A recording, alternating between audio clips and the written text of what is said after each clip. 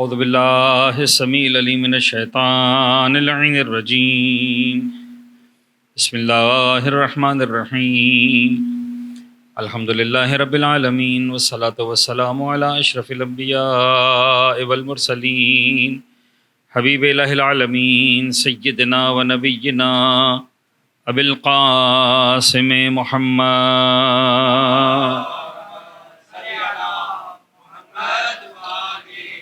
وعلی اہل بیتہ الطیبین الطاہرین المعصومین المنتجبین لا سیما علی بقیۃ اللہ فی الارضین وحجتہ علی العالمین واللعن الدائم علی اعدائہم ومنکری فضائلہم وغاصبی حقوقہم اجمعین بیوم ظلمہم وغصبہم وعداوتہم الی یوم الدین بسم اللہ الرحمن الرحیم اللہم کل ولیک الحجۃ ابن الحسن صلواتک علیہ وعلی آبائہ فی ہذہ الساعة وفی کل ساعة ولیا وحافظا وقائدا وناصرا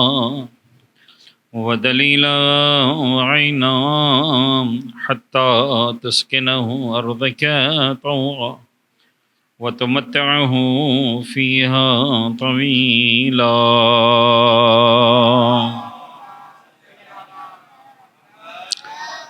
اما بعد فقد قال اللہ الحکیم فی کتابہ المبین بسم اللہ الرحمن الرحیم یا ایہا الذین آمنوا کتب علیکم الصیام کما کتب علی الذین من قبلکم لعلکم تتقون.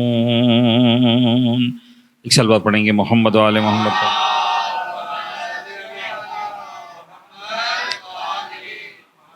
عزیزان گرامی قدر، عادتاً روایتاً میں ایک فقہی مسئلہ کل ہم نے ایک بات شروع کی تھی، میں چاہ رہا ہوں اس کو مکمل کروں. کل میں نے آپ کی خدمت میں عرض کیا تھا کہ روزے کی ڈیفینیشن، تو ہم نے عرض کیا تھا کہ 4 نکات پر مشتمل ہے روزے کی ڈیفینیشن. پہلا نقطہ ہے نیت کے ساتھ. کل میں نے لفظ استعمال کیا تھا اللہ تعالیٰ کے حکم کو بجا لانے کی نیت سے. سمپل کہتے نیت ایک ہی بات ہے، اللہ تعالیٰ کے حکم کو انجام دینے کے ارادے سے. پہلا پوائنٹ، فجر کی اذان کے وقت سے لے کر مغرب کی اذان کے وقت تک مبتلات روزہ سے پرہیز کرنا. یہ 4 چیزیں جب ہو جائیں گی تو روزہ ہو جائے گا. تو سب سے پہلا پوائنٹ تھا نیت، اس کو میں تھوڑا سا کل لوں گا. ہم نے اس بات کی وضاحت کی تھی کہ فجر کی اذان کے وقت سے آپ کو روزہ رکھنا ہے، فجر کی اذان سے نہیں رکھنا. اس لیے کہ ممکن ہے فجر کی اذان دیر سے ہو تو آپ کا روزہ ایسا نہیں ہے کہ آپ کے محلے میں یا آپ کا محلے کا پیش امام اذان دے گا تو آپ کا روزہ شروع ہوگا. نہیں، ایسا نہیں ہے، یہ غلط ہے. فجر کے اذان کا وقت آئے گا آپ کا روزہ شروع ہو جائے گا. عام طور پر پیش امام لوگ 2 منٹ 4 منٹ 5 منٹ کے بعد اذان دیتے ہیں تاکہ یہ اطمینان ہو جائے کہ فجر کے اذان کا وقت ہو گیا. تو پورا سال یہ بالکل صحیح ہے، اس لیے کہ آپ کو روزہ رکھنا ہی نہیں ہوتا، کوئی مسئلہ ہی نہیں ہے. وہ اسی حساب سے رمضان میں بھی کرتے ہیں. آپ کو رمضان میں نماز پڑھنے کے لیے وہ اذان بالکل صحیح ہے. جب اذان ہو جائے آپ نماز پڑھ سکتے ہیں. نماز کا اذان کا وقت ہے، مطلب ہے کہ نماز کا وقت ہو گیا ہے. لیکن روزے کے لیے آپ اس اذان کا انتظار نہیں کر سکتے. آپ کا روزہ اسی وقت شروع ہو جائے گا جب جیسے ہی فجر کے اذان کا وقت آئے گا. اور وہ کب ہے؟ وہ ہے صبح صادق. تو آپ بہرحال جو اویلیبل ٹائم ٹیبلز ہے اس میں اطمینان کریں، یا پھر 2-3 منٹ 4 منٹ پہلے ہی روزہ بند کر دیں تاکہ اطمینان ہو جائے کہ روزہ آپ نے وقت پر اپنا بند کر دیا تھا، سحری مکمل جو آپ نے وقت پہ کر لی تھی. تیسرا پوائنٹ تھا مغرب کی اذان کے وقت تک. جب ہم کہتے ہیں مغرب کی اذان کے وقت تک، تو اب جو مغرب کی اذان کا وقت ہے وہی افطار کا وقت ہے. اب یہاں پر ایسا نہیں، یہاں پر فجر والی بات نہیں ہے کہ 5 منٹ پہلے بند کرو اور 5 منٹ بعد نماز پڑھو. یہاں تو جو مغرب کی اذان کا وقت وہی افطار کا وقت. لیکن یہاں پر ایک اور مسئلہ ہے، وہ یہ کہ پورا جو عالم اسلام ہے ان کے اعتبار سے مغرب کی اذان کا وقت اور ہے، ہمارے اعتبار سے مغرب کی اذان کا وقت اور ہے. میں آپ کو سمجھانے کے لیے اگر عرض کروں تو یوں سمجھیں کہ سورج کا ڈوبنا اور ہے، رات کا شروع ہونا اور ہے. ٹھیک ہے جی، سورج کا ڈوبنا اور ہے، رات کا شروع ہونا اور ہے. تو سورج کے ڈوبنے میں اور رات کے شروع ہونے میں تقریباً 8 سے 10 منٹ کا وقت لگتا ہے. ٹھیک ہے جی، بعض جگہوں پر حتی 15 منٹ کا وقت لگ جاتا ہے. تو سورج ڈوبتے ہی اہل سنت کے برادران کہتے ہیں کہ ہمارا افطار کا وقت ہو گیا. اہل بیت کے ماننے والے کہتے ہیں نہیں، جب مغرب کا وقت ہوگا، جب رات شروع ہوگی تو جناب علی جو ہے وہ افطار کا وقت ہوگا، تو مغرب کی اذان کا وقت ہوگا. تو ہمیں اس کے لیے کیا کرنا پڑتا ہے؟ اہل سنت کی اذان کے بعد بھی تقریباً 15 منٹ انتظار کرنا پڑتا ہے، اور پھر جب جناب علی مغرب کا وقت ہوتا ہے تو ہمارے افطار کا وقت ہوتا ہے. اب ایک انتہائی اہم بات، تاکہ آپ کے ذہنوں میں یہ بات بیٹھی رہے، اور یہ ایک بڑی کام کی بات ہے. دیکھیے، روزہ اگر آپ غور کریں، جو میں نے آپ کو ڈیفینیشن بتائی، فجر کی اذان کے وقت سے لے کر مغرب کی اذان کے وقت تک مبتلات روزہ سے پرہیز کرنا، بس یہ روزہ ہے. فجر سے لے کر مغرب تک نہ کھانا، یہ روزہ ہے. میری بات پہ غور کیجیے گا، فجر سے مغرب تک نہ کھانا یہ روزہ ہے. فجر تک کھانا روزہ نہیں ہے.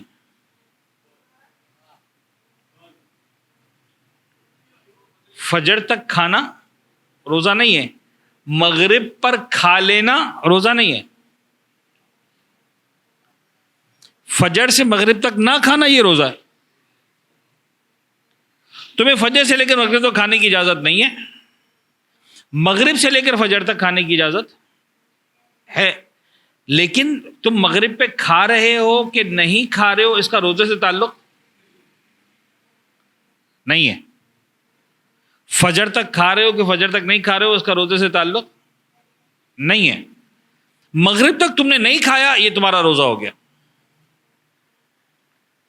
پھر تم 10 منٹ کے بعد کھانا کھاؤ، 5 منٹ کے بعد کھاؤ، 15 منٹ کے بعد کھاؤ، 20 منٹ کے بعد کھاؤ، آدھے گھنٹے کے بعد کھاؤ. بہت سے لوگ ہوتے ہیں بیچارے سو جاتے ہیں، کام کر کے آئے شام کو 5 بجے 6 بجے، آنکھ لگ گئے، آنکھ ہی کھلی رات کو 9 بجے. مزدور آدمی ہے، سو گئے بیچارہ تھک کے، کوئی فرق نہیں پڑتا. وہ جب روزہ کھلنے کا ٹائم ہوا، اس کا روزہ خود بخود کھل چکا ہے، اس کے روزے میں کوئی فرق نہیں پڑا. اس کو کھانے کا ٹائم رات کو 9 بجے ملا، بیچارہ کہ ٹریفک میں پھنس گیا تھا، کسی ایسے کام میں آ گیا بیچارہ، موٹر سائیکل خراب ہو گئی، پیدل آنا پڑا، وغیرہ وغیرہ، ہزار طرح کے مسائل انسان کے ساتھ. تو مغرب پہ کھا لینا روزہ نہیں ہے، مغرب تک نہ کھانا روزہ ہے. یہ بڑی کلیئر ہے اہل بیت اطہار کی تعلیمات. فجر کی اذان سے لے کر مغرب تک نہ کھاؤ، تمہارا روزہ ہو گیا، ختم ہو گیا. بلکہ ہمارے 5ویں امام حضرت امام محمد باقر علیہ السلام سرکار،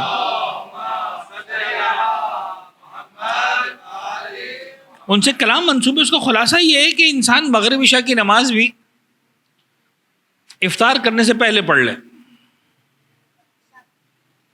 تو فائدہ کیا ہوگا؟ دیکھیے، فجر کی نماز روزے کے وقت ہوتی ہے، اس لیے کہ آپ کے سحری کا وقت ختم ہو چکا ہوتا ہے.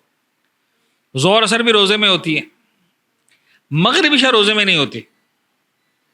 معصوم فرماتے ہیں افطاری سے پہلے مغرب عشاء بھی پڑھو گے تو تمہاری 5 کی 5 نمازیں روزے کی کیفیت میں ہو جائیں گی. روزے میں تو نہیں ہوگی خیر، اس لیے کہ میں نے آپ سے عرض کیا کہ مغرب کی اذان ہوتی ہے، روزہ کھل جاتا ہے، لیکن کیفیت وہی ہوگی، بھوک اور پیاس والی، روزے والی. تو آپ کی 5 کی 5 نمازیں کس میں ہو جائیں گی؟ روزے کی کیفیت میں ہو جائیں گی. تو یہ اللہم صلی علی محمد وعلی محمد. اچھا، جب یہ گرمیوں کے روزے تھے، جون جولائی کے، اگست کے، تو بڑا مشکل ہوتا تھا، لیکن اب آہستہ آہستہ مارچ میں آ گئے روزے، اگلے سالوں میں فروری میں آئیں گے، جنوری میں آئیں گے، تو اگلے 8-10 سال بڑے آسان ہیں. نیت کر لیں کہ یار مغرب عشاء پڑھ کے پھر جو ہے نا کھجور کھائیں گے، مغرب عشاء پڑھ کے پھر جو ہے نا پانی پئیں گے، شربت پئیں گے، تو بڑی زبردست یہ آپ کو جو ہے عادت ہو جائے گی، اور اس کا ایک الگ ہی لطف ہے. اچھا، کھانا کھا لینے کے بعد ویسے بھی تھوڑا سا نماز پڑھنے میں انسان کو سستی ہوتی ہے، اور روزہ سامنے لگا ہوا ہوگا تو نماز بھی فٹافٹ ہو جائے گی، ٹھیک ہے نا، اور انسان جو ہے وہ ایک عبادت بھی مکمل ہو جائے گی، اور انسان اس کے ثواب کا بھی حقدار قرار پائے گا۔ ایک صلوات پڑھیں گے محمد و آل محمد۔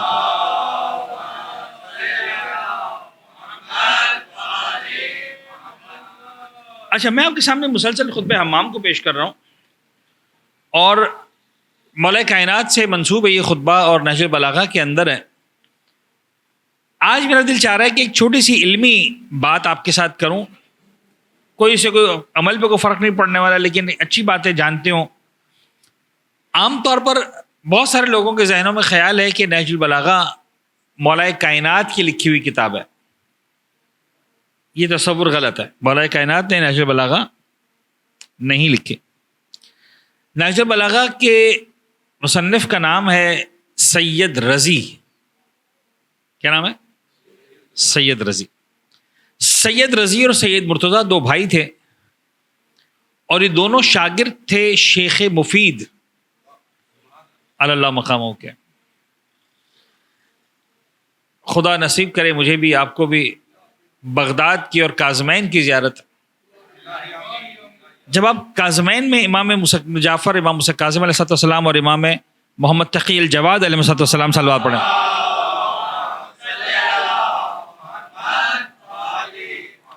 ان کی زیارت کر کے واپس جب باہر آتے ہیں زری سے، اور دوبارہ آپ زری کے پیچھے آتے ہیں، تو وہاں پر ایک قبر ہے، اور وہاں پر بھی جالی لگی ہوئی ہے، لوگ وہاں پر بھی جالی پکڑ رہے ہوتے ہیں، فاتحہ پڑھ رہے ہوتے ہیں۔ وہاں اندر میں لکھا ہوا ہے شیخ مفید اللہ مقام، شیخ مفید کی قبر ہے وہاں پر، امام موسیٰ کاظم کے بالکل پائنتی طرف۔ اور بڑی جلیل القدر شخصیت ہیں شیخ مفید اللہ مقام۔ وہاں پر ایک شعر لکھا ہوا ہے، 2-3 اشعار لکھے ہوئے ہیں، ان میں سے ایک شعر جو بڑا مشہور ہے علماء کے درمیان، اور کہتے ہیں وہ اشعار امام زمانہ کے علیہ السلام سرکار کے کہے ہوئے اشعار ہیں۔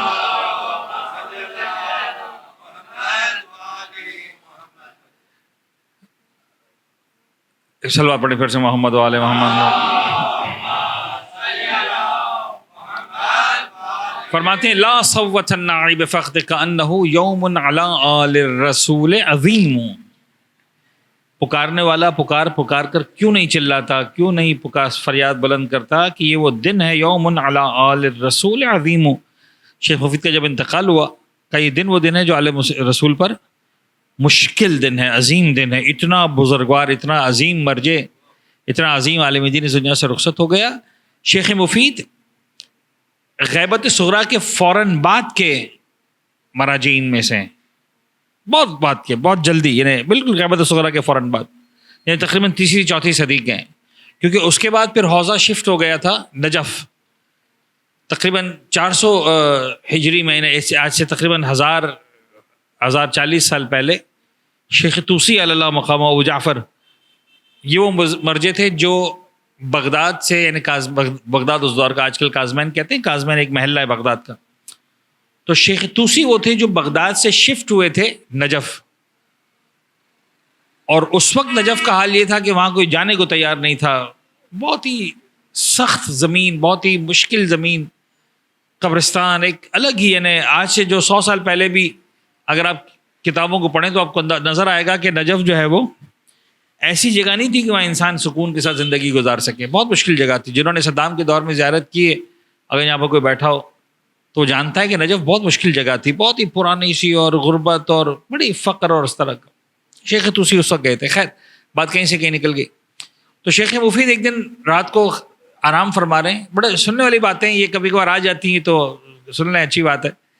شیخ مفید جو ہے وہ آرام فرما رہے تھے، سو رہے تھے، تو خواب میں دیکھا کہ جناب زہرا سلام اللہ علیہ خواب میں تشریف لائی ہیں،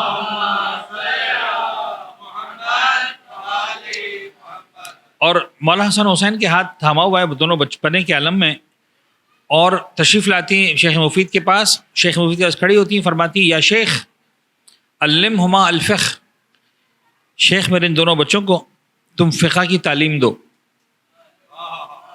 اچھا، انسان کے پیروں سے زمین نکل جاتی ہے، امام معصوم اور ایک عالم دین جتنا بڑا بھی مرجع ہو، حسین ابن علی کے قدموں کی خاک کے برابر نہیں ہے، اور یہ سب ہم نے علماء سے سیکھا ہے، یعنی اس میں ایسا نہیں کہ کوئی تکلفات والی بات ہے، میں اور آپ برداشت نہیں کر سکتے اس طرح کے خواب کو، تو شیخ مفید کیسے برداشت کریں گے؟ کیا ہو گیا ہے، کیوں ایسا ہو رہا ہے، پریشان ہے، نیند تو پھر اڑ گئی، ظاہر سی بات ہے، جیسے تیسے کر کے رات گزری، صبح جو مدرسے میں درس دیا کرتے تھے، پڑھایا کرتے تھے، وہاں پر آ کر بیٹھ گئے، ابھی شاگرد آئے ہی نہیں ہیں، پریشان ہے کہ یہ کیسا خواب تھا، کچھ سمجھ میں نہیں آ رہا کسی چیز میں، یعنی اس طرح سے توجہ ہی نہیں لگ رہی. کیا کہ اتنے میں دیکھا کہ اس دور کی ایک خاتون تھی سیدانی، بڑی مشہور تھی، وہ علویہ کہا جاتا تھا اس زمانے میں سادات کو، آج کل ہمارے یہاں سادات کہا جاتا ہے.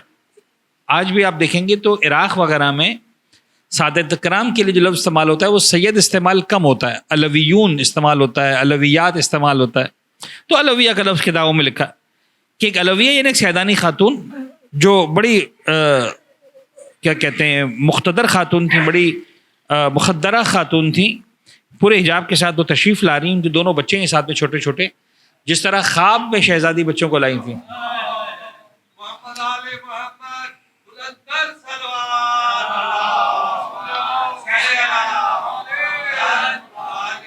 اسی انداز سے دونوں بچوں نے انگلی پکڑی ہوئی وہاں کی اور درس میں تشریف لائیں، شیخ کے سامنے کھڑی ہوئی، وہی لفظ استعمال کیا جو خواب میں شہزادی نے استعمال کیا تھا، یہ شیخ علمہما الفقہ، میرے دونوں بچوں کو فقہ کی تعلیم دو. شیخ مفید کے دل کو آرام ہو گیا کہ اچھا بیوی نے مجھے اس کی طرف اشارہ فرمایا تھا، اور گویا بیوی نے سند دے دی ہے کہ دنیا جو بھی کہے یہ بچی میری بچی سیدانی ہے، یہ دونوں بچے سید ہیں. ایک بچے کا نام تھا رضی، ایک کا نام تھا مرتضیٰ، بڑے ہو کر ان کا نام کہلایا سید رضی اور سید مرتضیٰ. سید رضی وہ ہیں جنہوں نے مولا کائنات کے خطبات، کلمات، مکتوبات کو جمع کیا تو نہج البلاغہ بنے. غور فرما رہے، یہ ہے سید رضی. اور سید رضی کی عظمت کے لیے یہی کافی ہے کہ کچھ وہ لوگ ہوتے ہیں نا، ہر غیر شیعہ علماء بھی ہیں، تو وہ یہ کہتے ہیں کہ نہیں صاحب یہ امام علی کے کلمات نہیں ہیں نہج البلاغہ میں جو لکھے ہوئے ہیں، یہ امام علی کی باتیں نہیں ہیں، یہ امام علی کی خطبات نہیں ہیں. اچھا تو پھر کس کے ہیں؟ سوال تو ہے کس کے ہیں؟ کہ سید رضی کے ہیں. تو سید رضی کی عظمت کے لیے یہی کافی ہے کہ اگر فرض کر لیں جناب علی، فرض کر لیں، ایسا تو نہیں ہے، مولا کائنات کے مکتوبات ہیں سارے، اور اگر سید مولا امیر کے کلام نہیں ہے تو سید رضی کا کلام وہ ہے جس کو تحت کلام الخالق فوق کلام المخلوق کا درجہ دیا گیا. یعنی نہج البلاغہ کی عظمت میں تو کوئی اعتراض نہیں نا کسی کو، یہی کہ بھائی مولا امیر کا ہے کہ نہیں ہے، تو ہم کو مطمئن ہے کہ مولا امیر کا کلام ہے. آپ سمجھ رہے بات کو میں کیا کہنا چاہ رہا ہوں؟ یعنی سید رضی کی عظمت بہت بلند ہے، بہت بزرگوار آدمی. خیر، تو سید رضی نے جو ہے وہ علم بلاغت میں ان کا بڑا ایک ید طولہ تھا، یعنی علم جو عربی ادب کی جو علوم ہیں اس میں علم صرف ہے، علم نحو ہے، علم معانی ہے، علم بیان ہے، علم بدیع ہے. تو دو صنعتیں ہیں علم لسان عرب کی اور ادبیات عرب کی، ایک صنعت کہلاتی ہے فصاحت اور ایک صنعت کہلاتی ہے بلاغت. اچھا ہمارے تو لوگوں کو فرق نہیں پتا، تو فصاحت و بلاغت ہمیشہ ساتھ استعمال کرتے ہیں. فصاحت بالکل الگ چیز ہے، بلاغت الگ چیز ہے. اور ہمارے علماء نے یعنی علماء علم ادب نے سمجھایا ہے کہ بعض اوقات ایک کلام فصیح ہوتا ہے، بلیغ نہیں ہوتا، بعض اوقات ایک کلام بلیغ ہوتا ہے، فصیح نہیں ہوتا، اور کچھ کلام ہوتے ہیں جو فصیح بھی ہوتے ہیں، بلیغ بھی ہوتے ہیں. تو علم بلاغت میں سید رضی بہت بڑے کمال پڑتے ہیں. سید رضی نے کہا کہ بابا بلاغت جس کو جتنی آتی ہے دنیا میں، جو بلاغت علی ابن ابی طالب کے پاس ہے ایسی بلاغت کائنات میں کسی کے پاس نہیں.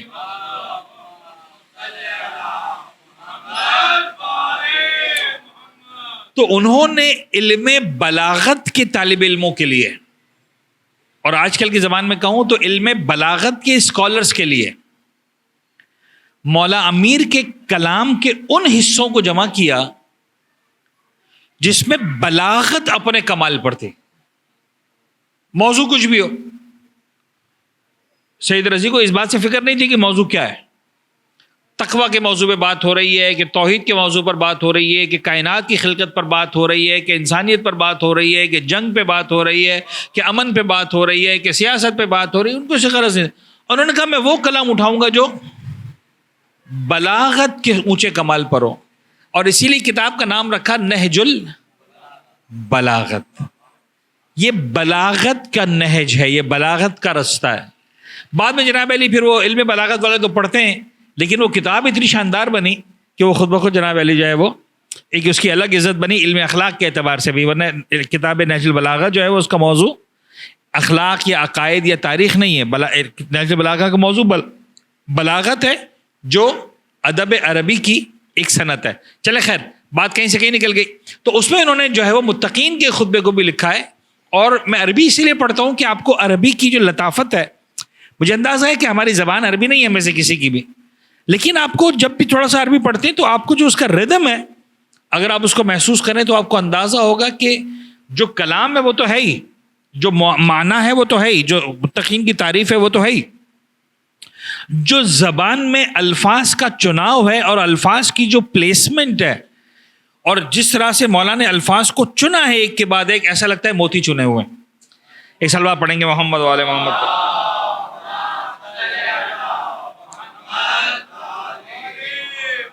اچھا جی, میں اب تھوڑا سا آپ کے سامنے اس خطبے کو پڑھتا ہوں, دوبارہ آگے بڑھاتا ہوں.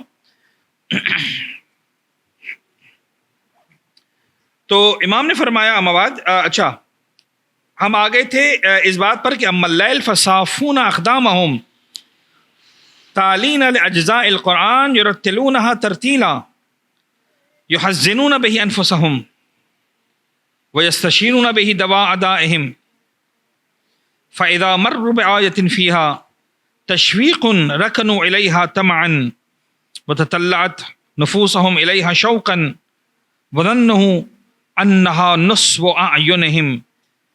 رات بھر قرآن کی تلاوت کرتے ہیں ترتیل کے عالم میں, قرآن پڑھ رہے ہوتے ہیں, جب کسی ایسی آیت پر پہنچتے ہیں کہ جس کے اندر تشویق ہوتی ہے تو رغبت کے ساتھ اس کی طرف آگے بڑھ جاتے ہیں, اس کے اشتیاق میں ان کے دل بے تابانہ کھینچے جاتے ہیں, اور یہ خیال کرتے ہیں کہ وہ پرکیف منظر ان کی نظروں کے سامنے ہے. وَإِذَا مَرُّوا بِآیَةٍ فِيهَا تَخْوِیفٌ أَصْغَوْا إِلَیْهَا مَسَامِعَ قُلُوبِهِمْ وَظَنُّوا أَنَّ ظَفِیرَ جَهَنَّمَ وَشَہِیقَهَا فِی أُصُولِ آذَانِهِمْ.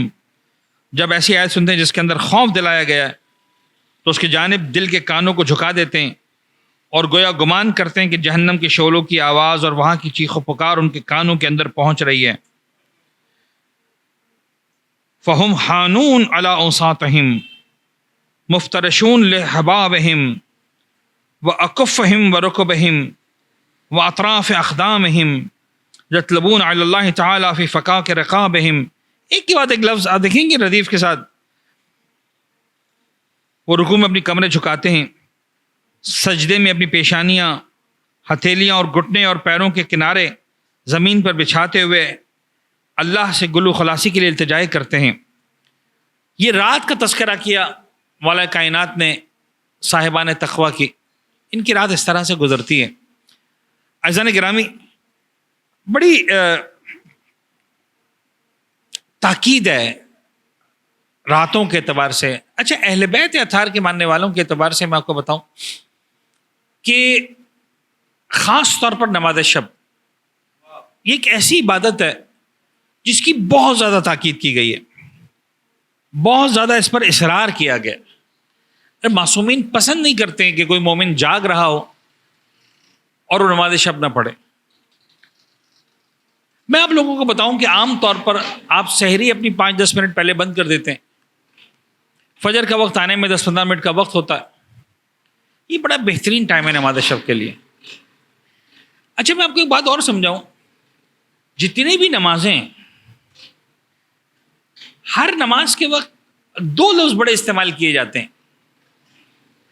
ایک اول وقت اور ایک فضیلت کا وقت. ایسا ہی نا, اول وقت اور فضیلت کا وقت. پنجگانہ نمازوں میں جو اول وقت ہے وہی فضیلت کا وقت ہے.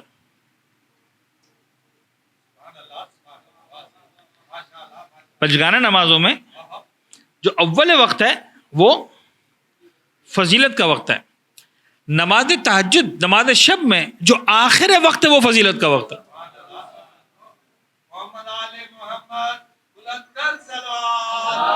اللہم صلی علی محمد وعلی محمد.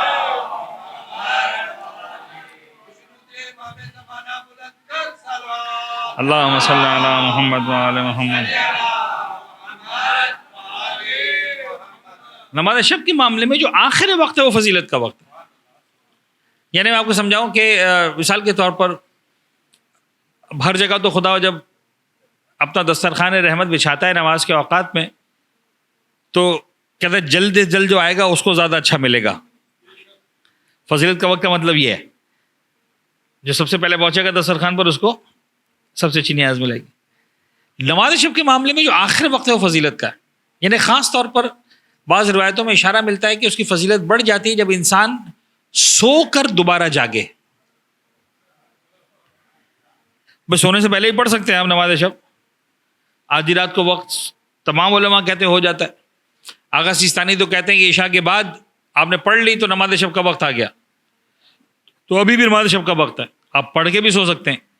کمال یہ ہے کہ سو جاؤ اور اس کے بعد اللہ کی خاطر دوبارہ جاگو, وہ ہو جائے تو کیا ہی بات ہے.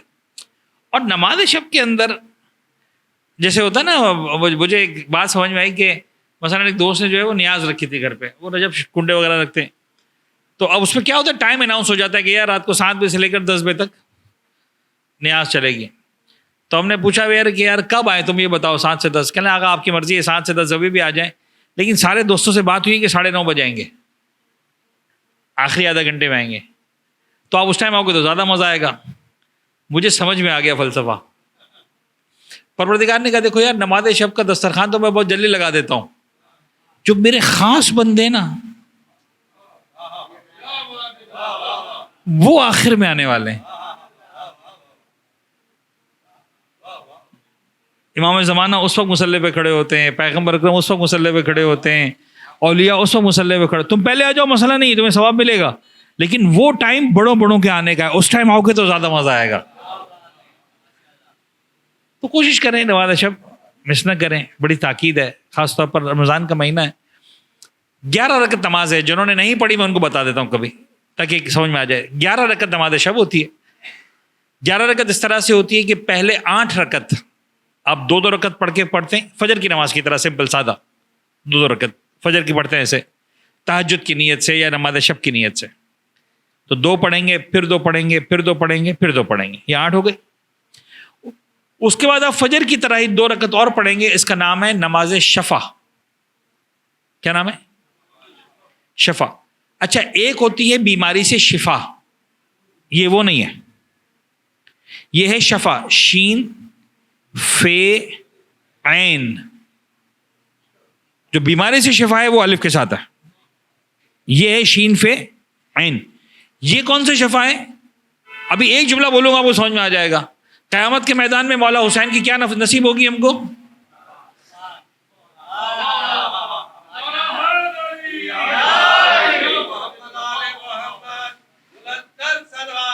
اللہم صلی علی محمد وعلی محمد.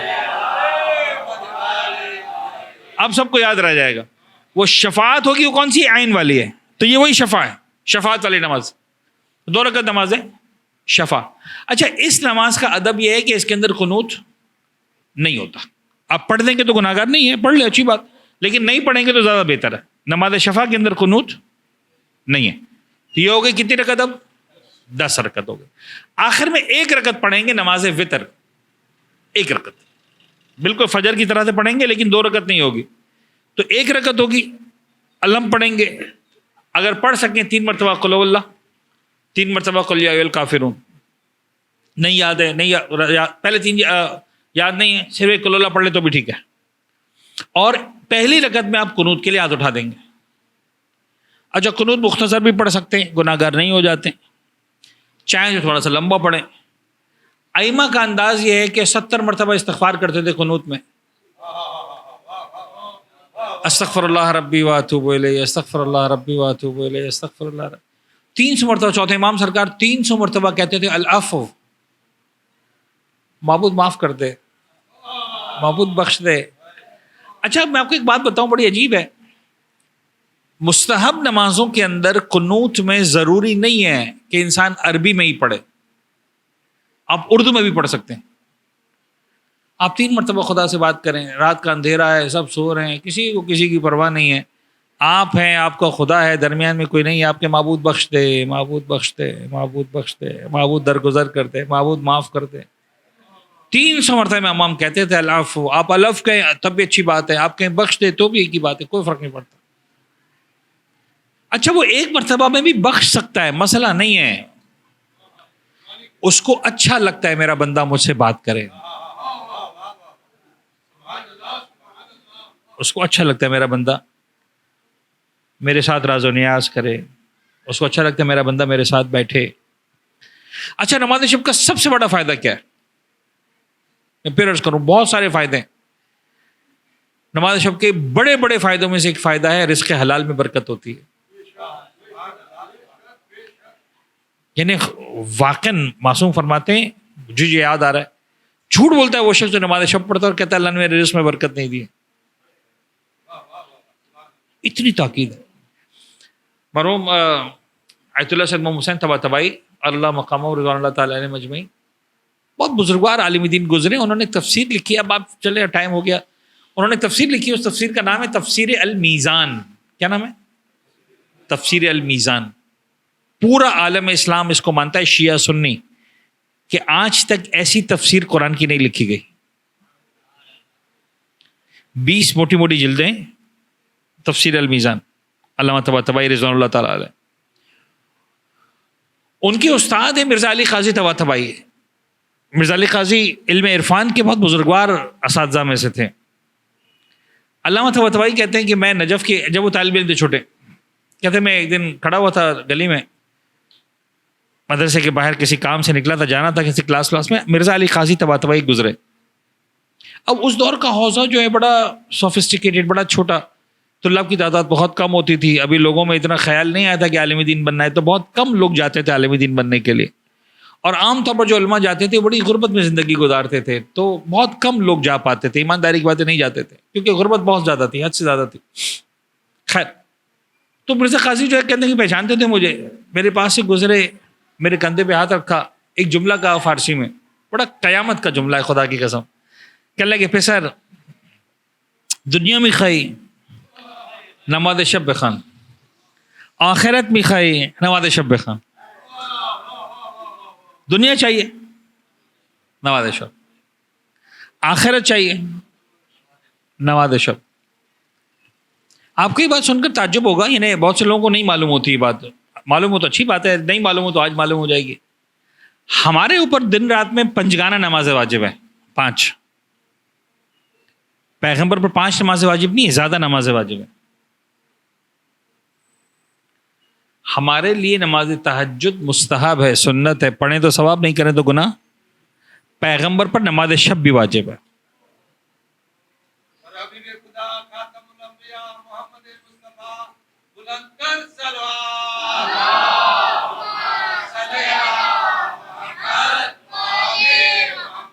اب ہماری اوقات نہیں ہے کہ ہم ان معاملات پر بولیں, ہمیں اجازت بھی نہیں ہے اور بولنا بھی نہیں چاہیے, لیکن قرآن کی آیت ہے لہٰذا سمجھانے کے لیے جملہ عرض کرنے کی کوشش کر رہا ہوں.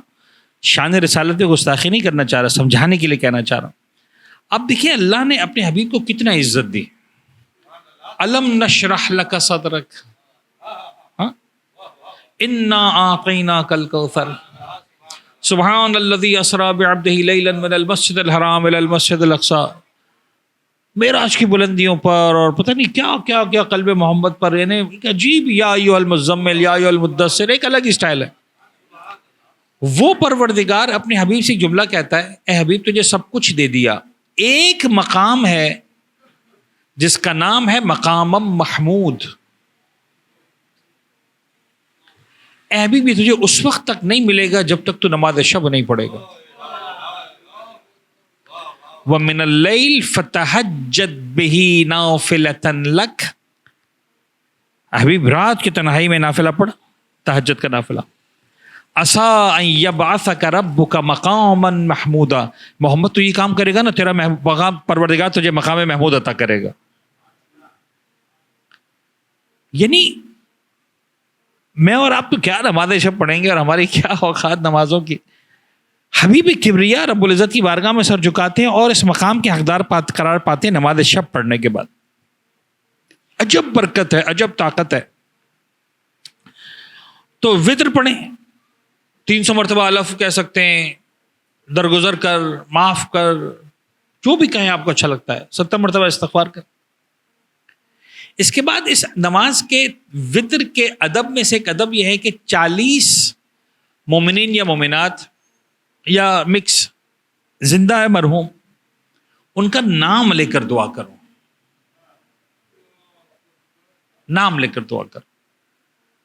اچھا، اس کے لیے عربی اگر آتی ہے تو آپ کہیں اللہم اغفر، پھر لام کے نیچے زیر، اللہم اغفر لے مام حسین بھائی، اللہم اغفر لے فاطمہ بھائی، اللہم اغفر، اپنی ماں کا نام لیں، اپنے بابا کا نام لیں، دادا کا نام لیں، دادی کا نام لیں، نانا کا نام لیں، نانی کا نام لیں، ساس سسر کا نام لیں، شریک حیات کا نام لیں، بچوں کا نام لیں، چچا پھوپھی خالہ ماموں ان کا نام لیں، جنہوں نے کبھی درس سکھایا ہے، سبق پڑھایا ہے، ان کا نام لیں، جنہوں نے کوئی احسان کیا ہے ان کا نام لیں، جنہوں نے قرآن سکھایا ہے اس کا نام لیں، جس نے حسین سکھایا ہے اس کا نام لیں۔ احسان ہے، 40 آدمیوں، مرد ہیں، عورتیں، زندہ ہیں، مردہ ہیں، ان کا نام لیں۔ درخواست ہے میرا نام لیں آئے، اگر فرض کریں آپ نے مجھ سے نماز شب سیکھی ہے کہ بابا اس مولوی صاحب نے آگے نماز شب سکھائی تھی، نام لیں، اور نام لے کر 40 آدمی۔ اچھا، میرا اپنا عقیدہ ہے، میں کہیں وہ نہیں، پروردگار خدا ہے، 40 کے بعد اگر 45 نام کریں گے تو منع نہیں کر دے گا کہ تجھے تو 40 کا کوٹا دیا تھا، نہ وہ آپ 400 کا نام لیں۔ وہ دینے والی ذات ہے، وہ نوازنے والی ذات ہے، وہ بخشنے والی ذات ہے، اس کو اچھا لگتا ہے میرا بات۔ اس سے کیا ہوگا کہ جب آپ نام لے کر بات کرتے ہیں تو آپ ایک طرح سے پروردگار کو بتاتے ہیں کہ معبود میرا رشتہ ان لوگوں کے ساتھ ہے، ایک طرح سے آپ ان کا احسان مانتے ہیں کہ ہاں بابا میرے ماں کا احسان ہے، میرے باپ کا احسان ہے، میری ماں کے دودھ میں شرافت تھی، میری باپ کے خون میں طہارت تھی، آج میں حسین ابن علی کے فرش ادا پر آ کر بیٹھتا ہوں، آج میں حسین کرنے کے لیے آ کے بیٹھتا ہوں۔ بس گفتگو مکمل ہو گئی، ایک چھوٹا سا جملہ کہوں، بات مکمل کروں۔ کچھ ہے اس نماز شب میں، خدا جانتا ہے کچھ ہے اس کے اندر۔ 3 دن کا بھوکا اور پیاسا حسین ابن علی، کمال کی بات آپ کو بتا رہا ہوں، مجھے نہیں پتا آپ نے پہلے کبھی سنی نہیں سنی، علماء بہت پڑھتے ہیں اس کو، الحمدللہ بہت پڑھتے ہیں۔ حسین ابن علی نے جو آخری وصیتیں شہزادی زینب کبریٰ کو کی ہیں، آخری ان میں 2 وصیتیں بڑی خاص ہیں۔ ایک وصیت نماز شب کی ہے، اور کیا کہا حسین ابن علی نے؟ زینب دیکھو، اپنی نماز شب میں میرا نام مت بھولنا۔ کیا بات ہے جی، وہ حسین جو کائنات کو بانٹتا ہے، جو حسین کائنات کو نوازتا ہے، جو حسین کائنات کو دیتا ہے، وہ علی کی بیٹی کے سامنے کھڑے ہو کر کہتا ہے زینب جب تو نماز شب میں 40 افراد کا نام لینا تو اپنے بھائی حسین کو نہیں بھولنا، اپنے بھائی حسین کا نام بھی لینا۔ اچھا، اسے ایک بات سمجھ میں آتی ہے، وہ یہ کہ حسین ابن علی کو یقین تھا زینب جتنا تھک جائے، حسین کو پتا تھا زینب جتنا تکلیف کے عالم میں ہو، سب کچھ ہو سکتا ہے، زینب کی نماز شب قضا نہیں ہو سکتی۔ اور آپ یقین جانے زن گرامی، شام غریبہ کے منظر میں بھی جب آپ مقاتل کو پڑھتے ہیں نا، جو کتابیں لکھی گئی ہیں، اس میں آپ کو ایک بات نظر آئے گی کہ شام غریبہ کے منظر میں بھی خیموں میں آگ لگی، بچوں کے رخساروں پر تماچے لگے، دامن میں آگ لگی، خیمے جلے، سروں سے ردائیں چھینی، سامان لوٹا گیا۔ ایک عجیب قیامت کا عالم تھا شام غریبہ میں۔ خدا جانتا ہے حسین کے بچے شام غریبہ کے منظر میں کس حال کے تھے۔ لیکن وہاں پر بھی ایک بات نظر آتی ہے کہ جب یہ سارے معاملات ہو گئے، جب فوج یزید سارا سامان لوٹ کر چلی گئی، انہوں نے اپنے پڑاؤ میں چلے گئے، یہ بے گور و کفن کے جنازوں کے ساتھ یہ اہل بیت کا لٹا ہوا کاروان جلے ہوئے خیموں کے پاس سو کے آرام سے. اس وقت بھی تاریخ بتاتی ہے 2 ہستیاں ایسی تھیں جنہوں نے ساری رات عبادت پہ گزاری ہے. ایک میرا مولا سید سجاد شکر کے سجدے میں ساری رات پڑا رہا، ایک میری بی بی زینب کبریٰ اور رات کو مصلی پر عبادت پر بیٹھی. بزان میں نے گفتگو کو مکمل کیا. اسی شام غریمہ میں ایک اور منظر علماء پڑھتے ہیں. نہ جانے رات کا کون سا پہر تھا جب علی کی بیٹی نے دیکھا کہ کوئی سوار ہے جو سامنے سے چلا. اجرکم اللہ. کہتے علی کی بیٹی آگے بڑی، دور سے پکار کر کہتی ہے سوار تجھے لگتا ہے ہمارے پاس کچھ لٹانے کو رہ گیا ہے؟ ہمارا کوئی سامان بچ گیا ہمارے پاس؟ صبح آ کے لوٹ جانا، ہمارے پاس کچھ نہیں بچا. سوار نہیں رکا. دوسری مرتبہ علی کی بیٹی نے درخواست کی بھائی واپس چلا جا، میرے بچے بڑی مشکل سے سوئے ہیں، ان بے آسراؤں کے سر پر کسی کا آسرا نہیں ہے، واپس چلا جا. وہ نہ رکا. جب بالکل نزدیک آ گیا نا تیسری مرتبہ کہتے علی کی بیٹی کو جلال آیا، گھوڑے کی لگام پر ہاتھ ڈال کر کہتی ہے تجھے معلوم ہے میں کون بات کر رہی ہوں؟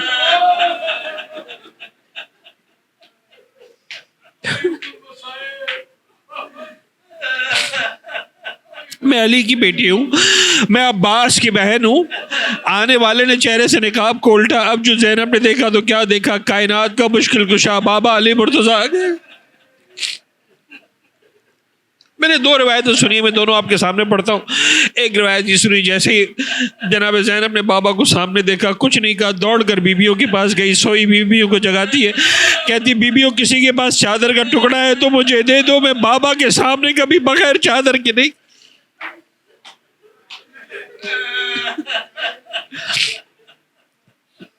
اجرکم اللہ، اجرکم اللہ. اور ایک روایت میں نے سنی جیسے ہی بابا کو سامنے دیکھا وہ زینب جو ابھی تک صبر کا پہاڑ بنی ہوئی تھی، ہر ایک کو دلاسا دے رہی تھی، ہر ایک کو حوصلہ دے رہی تھی، صبر کا بندھن ٹوٹا. ایک مرتبہ بابا کے قدموں پہ رکھ کر سر رکھ کر زینب نے فریاد کرنا شروع کی بابا بہت دیر کی تم نے آنے میں. بابا اس وقت کہاں تھے جب میرے اکبر کے کلیجے میں برچھی کا پھل لگا؟ بابا اس وقت کہاں تھے جب میرے عباس کے بازو کٹ رہے تھے؟ بابا اس وقت کہاں تھے جب میری قاسم کی لاش گھوڑوں کی ٹاپوں سے پامال ہو رہی تھی؟ بابا اس وقت کہاں تھے جب میرا 6 مہینے کا بچہ 3 بھال کے تیر سے شہید ہو رہا تھا؟ بابا میں 70 قدم پہ کھڑی دیکھتی رہی، میرا ماں جایا ذبح ہوتا رہا، میں آپ کو پکارتی رہی والیہ. بابا اس وقت کہاں تھے جب خیموں میں آگ لگی؟ بابا سروں سے ردائیں چھنی، بابا یتیموں کے سب چہروں پہ تماچے.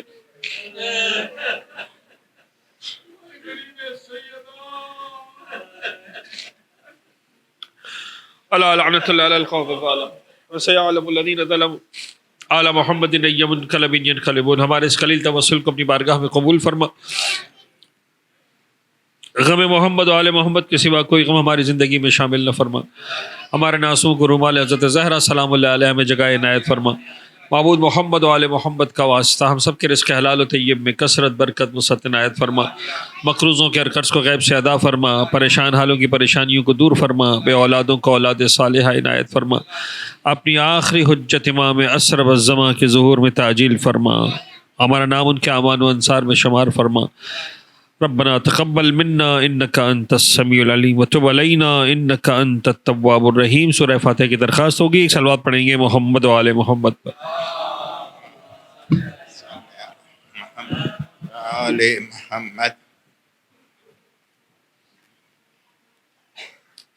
سورہ فاتحہ کی گزارش سے پہلے خاص کر یہ عورتوں کے لیے ایک چھوٹی سی گزارش ہے کہ دیکھیں یہ امام بارگاہ ہے، یہ پاک صاف جگہ ہے اور یہ اسی طرح سے قابل قدر چیز ہے کہ آپ کے گھر میں بھی اس کو آپ صفائی وغیرہ سے رکھتے ہو.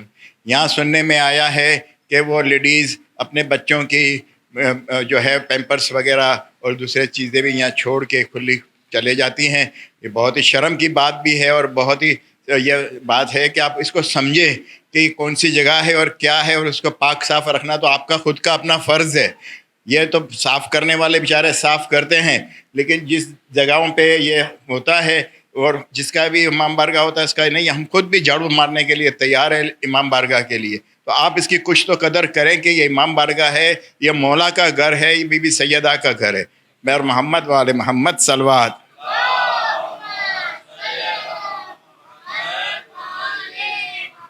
سورہ فاتحہ کی گزارش ہے. حسن علی نشاد مراری اور ان کے رشتہ دار غلام حسین شریف، فاطمہ بھائی محمد علی، سید حسن نواب، لیرا بھائی غلام حسین، زیرا بھائی غلام حسین، حبیب علی اساریہ، امینہ بھائی اور کریم بھائی، انور علی رحمت اللہ، حبیب، زرینہ بھائی غلام حسین رحمت اللہ، سغرا بھائی نظر علی، امینہ بھائی اللہ رکھا، نرجیس بھائی نظر علی، حسینہ بھائی فدا حسین، منور حسین غلام علی، شبیر حسین، محمد حسین غلام علی، صابرہ عبد الحسین، جمال بھائی بابول وزیر، شیرین بھائی جمال بھائی وزیر، اکبر علی جمال بھائی وزیر، سکینہ بھائی نانجی، جنا بھائی حسن علی مرزا، امینہ بھائی حسن علی مرزا، اکبر علی حسن علی مرزا، قاسم علی حسن علی مرزا، سلیم اکبر علی وزیر، حیدر علی اکبر علی وزیر، معصوم علی اکبر علی وزیر، غلام گلشن اکبر علی وزیر، فاطمہ بھائی اکبر علی وزیر، روشن بانو محمد علی گیلانی، بلکیس قاسم علی مرزا، شبیر قاسم علی مرزا، مشتاق قاسم علی مرزا، سیدہ مشتاق علی، فاطمہ بھائی محمد علی کپاڑیا، سلیم غلام علی تھاور، محمد علی داؤد کپاڑیا، فضل عباس محمد علی کپاڑیا،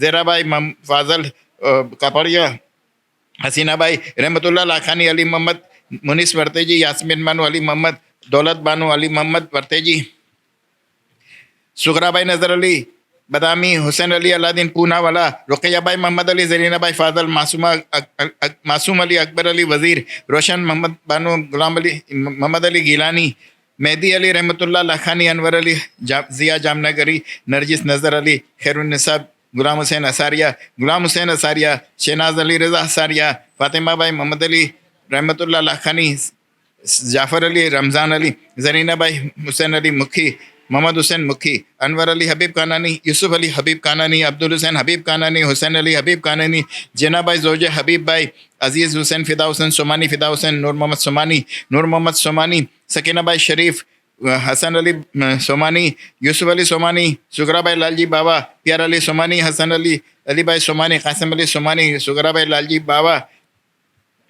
امینہ بھائی علی بھائی سومانی، پیر بھائی بھیم جی، غلام علی پیر بھائی، عبدالرسول پیر بھائی، مریم بھائی نور محمد، شیرین بھائی نور محمد، شیربانو پیر بھائی، اول بھائی زوجہ پیر بھائی، زیرا بانو بنت محمد علی والجی، سکینہ بھائی زوجہ پیر بھائی، شاکر حسین غلام علی، خیر النساء بنت فدا حسین شاکر، محمد حسین غلام علی، محمد علی رحمت اللہ پیر بھائی، سجاد حسین محمد علی رحمت اللہ،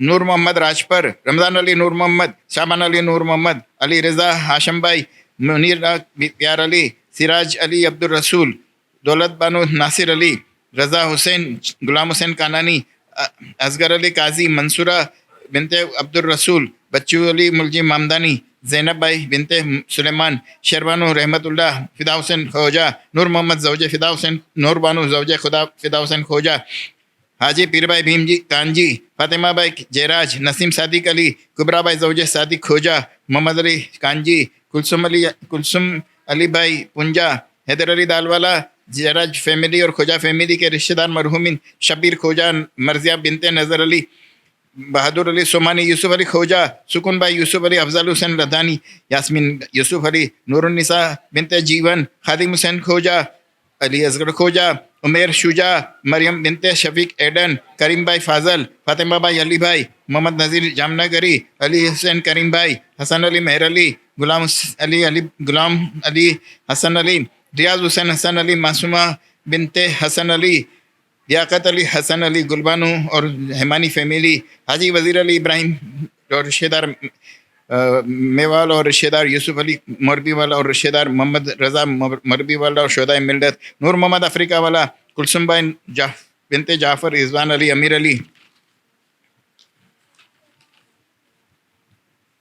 محمد حسین افریقہ والا، حیدر علی حبیب، قاسم منوڑی، نور محمد کرم علی، سکینہ بھائی حسن علی، زوار حسین نور محمد، برکت علی نور محمد، نثار علی نور محمد، گلشن اکبر علی، انصار حسین روشن علی، دلاور حسین روشن علی، گلبانو نور محمد، کنیز رمضان علی، محمد حسین رمضان علی فقیر محمد، سغرا بھائی بنت موسیٰ، اکبر علی فقیر محمد، امینہ بھائی اکبر علی، زیرینہ اکبر علی، کلثم اکبر علی، امیر علی پٹیل، حسین علی بندے علی، فضل عباس محمد علی کپاڑیا، فاطمہ بنت محمد علی کپاڑیا، فاطمہ تو زہرا بنت سمیہ، غلام عباس، برکت علی، برکت فاطمہ بھائی، رجب علی، شابان علی، بہادر علی نایانی، اکبر علی حاجی والجی اور ان کی زوجہ، وسرام اور ان کے رشتہ دار مرحومین، قاسم علی کرمانی اور ان کے زوجہ، محمد حسین بالو بھائی اور ان کی زوجہ، علی حسین فدا حسین راجانی اور ان کے رشتہ دار، قاسم علی قمر الدین وکیل، سکینہ بھائی جعفر علی وکیل، سلطان علی، نور علی، محسن علی، اکبر علی دیوی کا والا، غلام عباس کرمانی اور ان کی زوجہ،